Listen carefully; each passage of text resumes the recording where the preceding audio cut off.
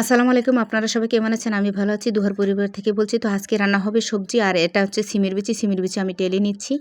সিমের বিচি টেলে ভেঙে ধুয়ে এই সিমের ঝেড়ে ভেঙে ধুয়ে এভাবে রান্না করলে এটাকে আমরা লাবড়া বলে থাকি আমাদের আঞ্চলিক ভাষায়। তো আমি ধুয়ে ঝেড়ে নিচ্ছি। ভালো করে ধুয়ে অনেকক্ষণ ভিজিয়ে রাখতে হয় কালো পানি দূর করে।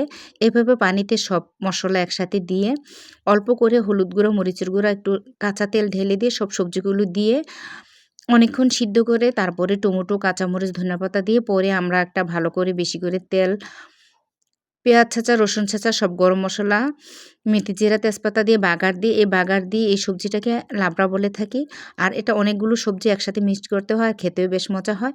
তো আমি সব সবজি দিয়েছি। তো আমি আরেকটা জিনিস আজকে দিয়েছি, সেটা হচ্ছে কালকের মুরগির মাংসের ঝোল ছিল তেলে ঝালে অনেকগুলো। আমি এটা একসাথে দিয়ে দিয়েছি। মাংস গন্ধ হচ্ছে, আর সবজিতে এভাবে মাংসের ঘ্রাণ না বললে খাওয়া যায় না। তো আমি এখানে রসুন, পেঁয়াজ ছেঁচা দিয়ে দিয়েছি। আমার রান্না প্রায় শেষের দিকে।